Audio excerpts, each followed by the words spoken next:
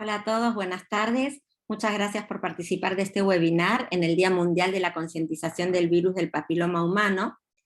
Vamos a hablar sobre tamizaje del cáncer de cuello uterino. Sabemos que desde la década del 50 podemos prevenir el cáncer de cuello uterino gracias a que Papá Nicolau descubrió cambios celulares que podrían en definitiva llevar a el desarrollo de un cáncer invasor. Estos métodos se basan en criterios morfológicos, pero desde la década del 80 podemos mejorar, ¿no es cierto?, la prevención, ya que la misma se basa en criterios biológicos, ya que Harald Surhausen descubrió la infección por VPH y su rol etiológico, junto a cofactores, por supuesto, en el cáncer de cuello uterino. Por lo tanto, desde la década del 80 se pudo empezar a investigar, se incorporaron vacunas en la prevención primaria, de las cuales ya bien les habló el doctor Tati, y hay también nuevos paradigmas de tamizaje y triaje para el manejo de las lesiones precursoras que nos van a ir ayudando en última instancia a eliminar el cáncer de cuello de útero, que es lo que pretende la Organización Mundial de la Salud. Nosotros sabemos que la citología tiene una baja sensibilidad, que tiene variabilidad inter e intraobservador, que identifica lesiones precursoras, pero no identifica el riesgo de desarrollar cáncer, es decir, que tiene un bajo valor predictivo positivo, sí tiene un muy buen valor predictivo negativo. Sin embargo, sabemos que la infección por VPH, ahora que la conocemos, cuando un cuello uterino es sano alrededor de los 15 años, hay una infección que puede eliminarse, y de hecho en el 90% de los casos se elimina espontáneamente, pero si esta infección persiste y llega a las capas basales del epitelio, va interactuando con el ADN de la célula infectada y el ADN del VPH, ¿sí? Y cada vez van replicándose células e incorporándose más capas celulares del epitelio infectadas. Esto pasa en años y con el correr de las décadas puede desarrollarse el cáncer invasor cuando ya todas estas capas lesionadas afectan también la membrana basal. Por lo tanto, desde una infección hasta la producción de un cáncer, normalmente pueden pasar años e inclusive décadas, ¿sí? Y nos dan tiempo para prevenirlo. En esos momentos, después de la década del 50, ¿no es cierto?, que se descubrió el Papá Nicolau y la prevención, hay trabajos como los de Ostor que nos enseñaron a saber qué posibilidades las lesiones tenían que avanzar a un cáncer cervical. Por ejemplo, sabemos que el SIN1 tiene un 1% de avanzar al cáncer, el SIN3 más de un 12%. Sin embargo, desde el conocimiento del VPH, la historia natural pudo comenzar a basarse en el tipo de VPH que está infectando o la presencia de una infección por VPH, ¿sí?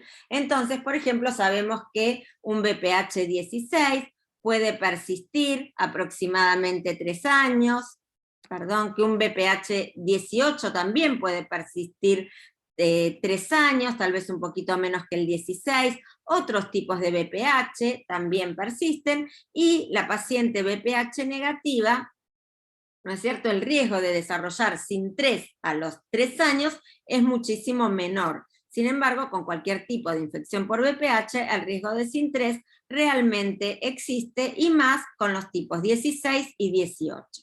Entonces, si nosotros detectamos que la paciente tiene una infección por VPH, nos va a ayudar a eliminar o a impedir, ¿no es cierto?, al detectar las lesiones precursoras en estas pacientes que sabemos que están infectadas, impediríamos que desarrollen lesiones precursoras o que desarrollen cáncer cervical.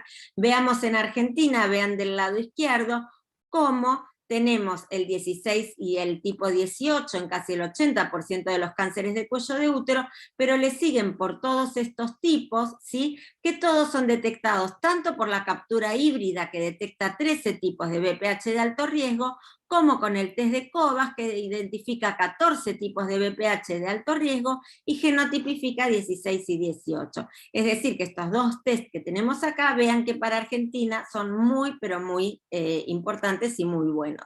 Vean, para comparar la sensibilidad del Papá Nicolau con el test de VPH, esta línea roja es aproximadamente la sensibilidad del Papá Nicolau, y vean cómo prácticamente aumenta un 36% la detección de una infección por VPH. Esto quiere decir que hay un muy buen valor predictivo negativo, y eso es muy bueno. Nosotros en el Hospital de Clínicas, justo antes que empiece la pandemia, hicimos una campaña de prevención en la cual utilizamos citología y también utilizamos test de Covas, y vean que esta es las pacientes con SIL de alto grado, en 1044 pacientes de 25 a 65 años, acá tienen los resultados de la citología, estos son los resultados del test de Covas, y los resultados del trabajo es que la sensibilidad del test de BPH fue del 98.66%, con una muy buena especificidad del 87%, valor predictivo positivo del 88%, y un excelente valor predictivo negativo del 98.48%. Esto nos ayuda inclusive a poder espaciar los tamizajes a cada 3 años, por lo menos, y en algunos países también dicen cada 5 años, ya sé que si la paciente no se detecta infección por VPH y no tiene otros factores de riesgo, va a ser muy raro que en esos 3 a 5 años desarrolle un cáncer cervical. Por lo tanto, el valor predictivo negativo es excelente. También estos métodos permiten la autotoma, si bien la autotoma disminuye un poquito la sensibilidad, es muy buena la adherencia. La autotoma es que las pacientes pongan un hisopo en la vagina, tomen flujo y lo manden a analizar. Generalmente son visitadoras que llegan a lugares alejados de los centros de salud y le llevan este test a las pacientes, y las pacientes se hacen su propio test y se manda a analizar. Por supuesto que es automatizado, y al ser el análisis automatizado también evita los falsos negativos que podría tener. Esto es un lindo trabajo, no se asusten por lo que vean acá, pero fíjense, acá comparó como test de tamizaje primario el test de BPH y el VIA, ¿sí? Que es la inspección visual asistida, para hacer en grandes masas poblacionales. Entonces vieron que el test de BPH, vean acá, hecho cada 5 años en mujeres de 30 a 50 años, vean qué buena eficacia tuvo para la reducción del cáncer cervical, ¿sí? En más del 60%. Sin embargo, el VIA, por supuesto, fue menor, lo mismo que hacer el test de BPH cada 10 años, ¿sí? Siempre fue menor. Ahora, una vez que uno detecta que la paciente está infectada por VPH, tiene que saber si tiene una lesión o no. ¿Cómo puede saber si tiene una lesión o no? Puede hacer un triage, ¿sí? Ese triage lo puede hacer con citología, con genotipificación de VPH 16 y 18, con VIA, con colposcopía, o con algunas técnicas de biología molecular que después les voy a mostrar. Pero lo que quiero que vean es que tanto la colposcopía, que está acá en violeta, como el triaje con detección de VPH 16 y 18, son muy buenos métodos. Es decir, que uno puede hacer un test primario y después puede hacer una genotipificación o puede hacer una colposcopía. Fíjense la citología como triaje, que está acá, como los resultados, perdón, acá son menores que estos que les estoy mostrando, ¿sí? Por lo tanto, se recomienda una transición rápida al tamizaje primario con un test de BPH, comenzándolo desde los 30 años, prevendría un 13% más de casos de cáncer de cuello de útero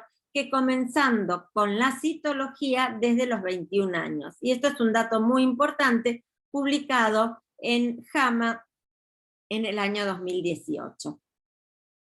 ¿Qué algoritmos utilizamos en Argentina, en el Hospital de Clínicas?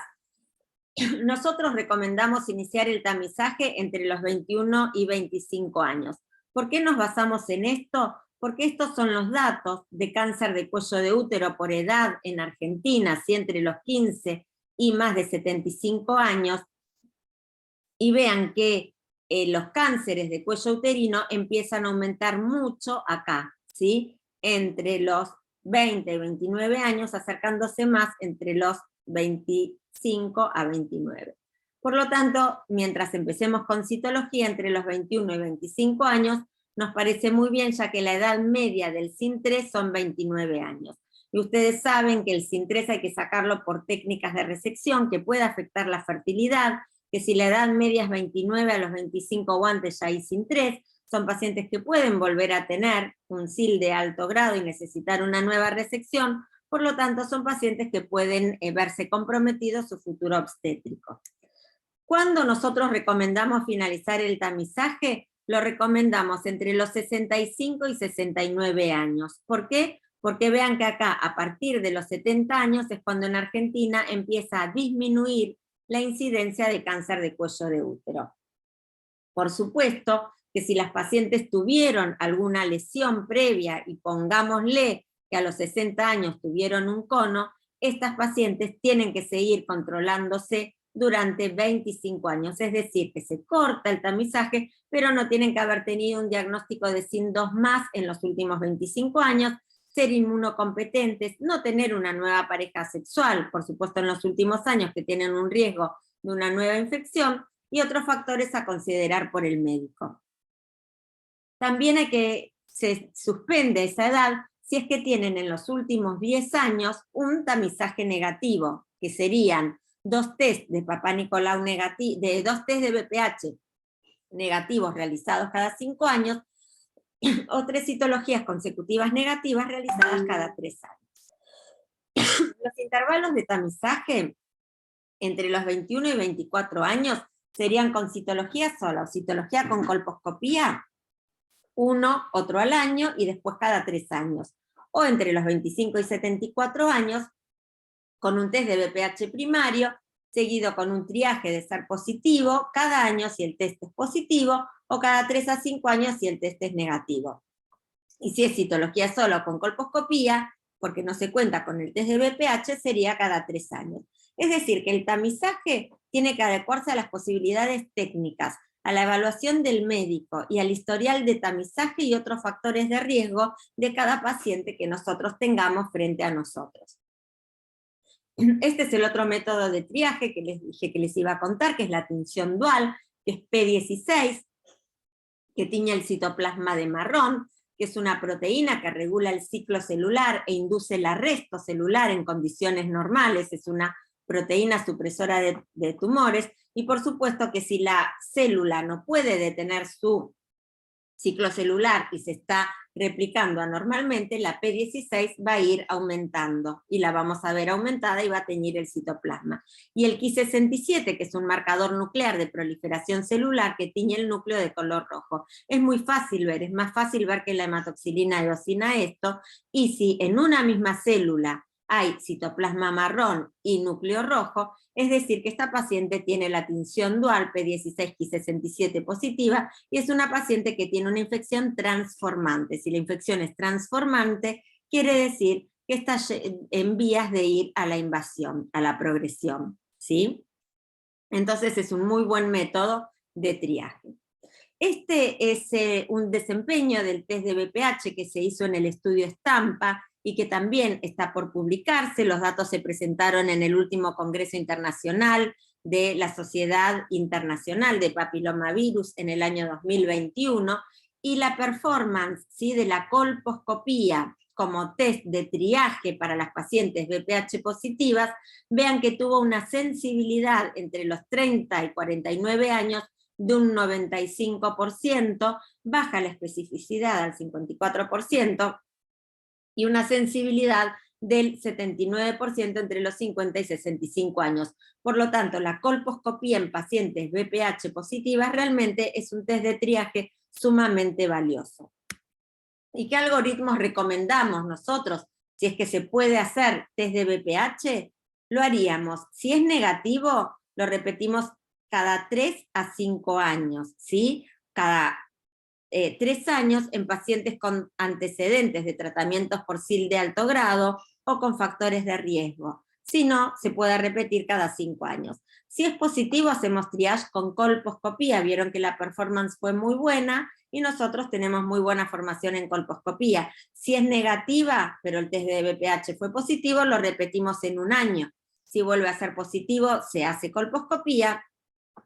Si el test ahora es negativo, entonces seguimos con test de BPH en 3 a 5 años. Ahora, si la colposcopía es positiva, por supuesto vamos a hacer una biopsia bajo control colposcópico. Si hay una lesión, vamos a manejar los resultados, y si la biopsia nos dice que no es lesión, que es un epitelio anómalo, una metaplasia escamosa, la vamos a repetir a ver si nos equivocamos. Recuerden que siempre hay que tomar al menos 2 biopsias, y evaluamos bien, muy bien también el canal endocervical. Si todos son negativos, repetimos el test de BPH en un año, pero si alguno es positivo, entonces lo vamos a hacer, vamos a manejarlo según los resultados. Recuerden que las alternativas de triaje, si el test de BPH es sin especificar, lo hacemos con colposcopía o con citología. Si tenemos un test de BPH positivo para otros tipos, una alternativa es el triaje con citología o con tinción dual, y si el BPH es genotipificado 16-18, siempre el triaje se hace con colposcopía. Por lo tanto, concluyendo, estamos en un periodo de transición, va a ir cambiando el tamizaje con citología al test de BPH. Una vez que esté implementado el test de BPH como prueba primaria, lo vamos a poder utilizar cada 5 años en pacientes que no hayan tenido antecedentes ni cáncer en otros sectores del tracto genital inferior y sean inmunocompetentes, o también cada 3 años en pacientes inmunocomprometidas o con antecedentes. Y recuerden que la vacunación contra el VPH previo al inicio de las relaciones sexuales no altera ni la modalidad ni el intervalo de tamizaje. Es decir, que el tamizaje es el mismo para pacientes vacunadas y no vacunadas. Muchas gracias por su atención. Recuerden que la prevención primaria, el tamizaje y el manejo adecuado de las lesiones intraepiteliales van a lograr la eliminación del cáncer cervical. Gracias.